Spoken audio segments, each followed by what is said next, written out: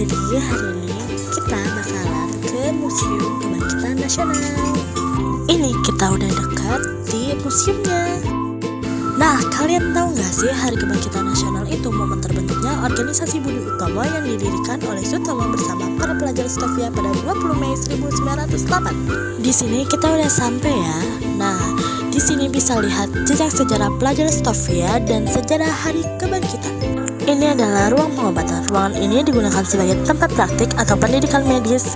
Koleksi yang dipamerkan meliputi peralatan kesehatan masa kolonial seperti jarum suntik, tabung Winthrop, objek les, dan perlengkapan medis lainnya. Ini adalah ruang anatomi. Ruangan ini memamerkan kerangka manusia asli berusia 100 tahun lebih yang dulu digunakan untuk studi kedokteran. Ditempatkan di dalam lemari kaca beserta alat peraga bedah mayat. Kerangka manusia asli ini kita sebutnya kadaver ya. Ini kita lagi ada di ruangan dokter Jawa. Pendidikannya hanya berlangsung selama 2 tahun dan siapapun orang yang lulus akan mendapatkan gelar dokter Jawa. Kenapa dinamakan dokter Jawa? Karena murid-muridnya semua berasal dari Jawa. Ini adalah ruangan media ajar atau ruangan diorama.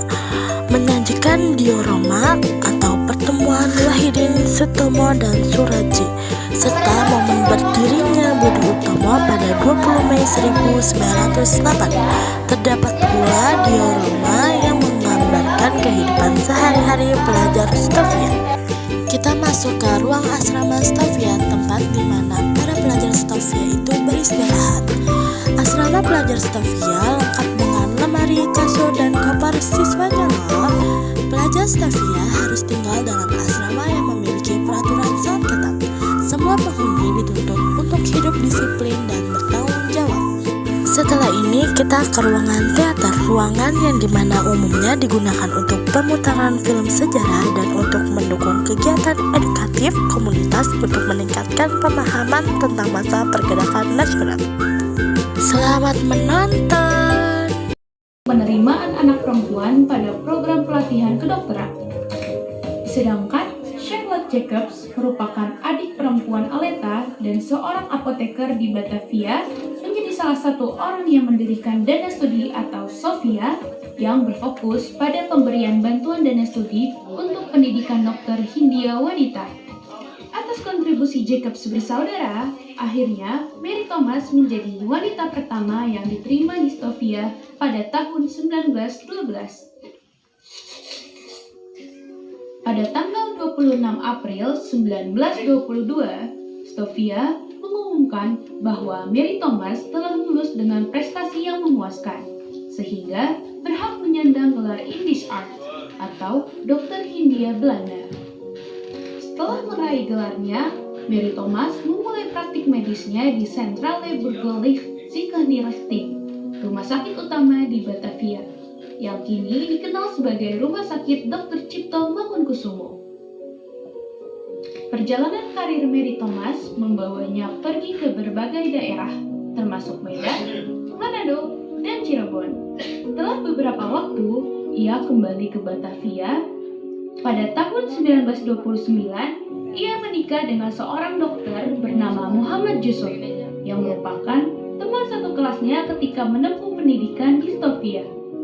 Setelah menikah, keduanya pindah ke Padang, Sumatera Barat, di mana Mary melanjutkan praktik medisnya.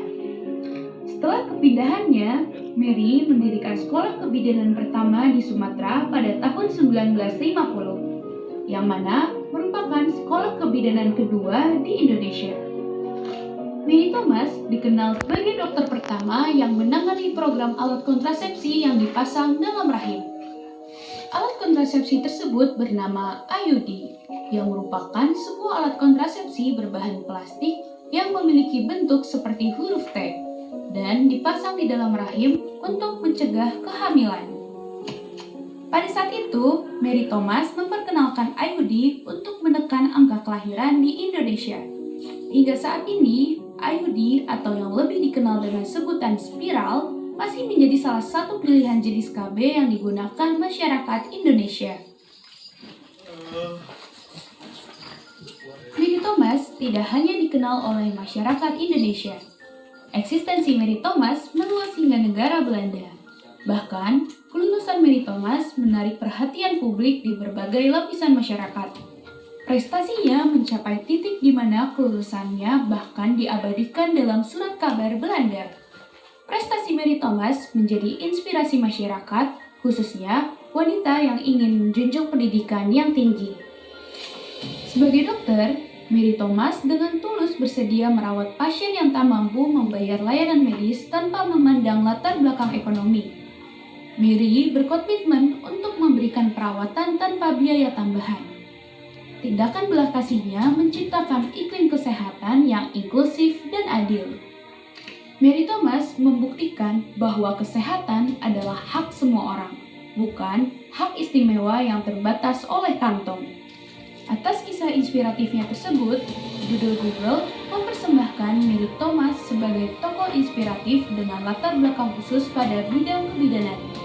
Desain unik ini untuk merayakan dedikasinya merawat pasien tak mampu dan memancarkan semangat kemanusiaan. Doodle tersebut menjadi penghargaan visual atas kontribusi berharga Mary dalam pelayanan kesehatan yang inklusif. Melalui karyanya, Google menghormati sosok dokter baik yang mengubah pandangan terhadap akses kesehatan. Mari terinspirasi oleh kisah luar biasa Mary Thomas. Melalui keberanian wanita, kita mampu membangun perubahan inklusif yang mengukir jejak positif bagi generasi mendatang.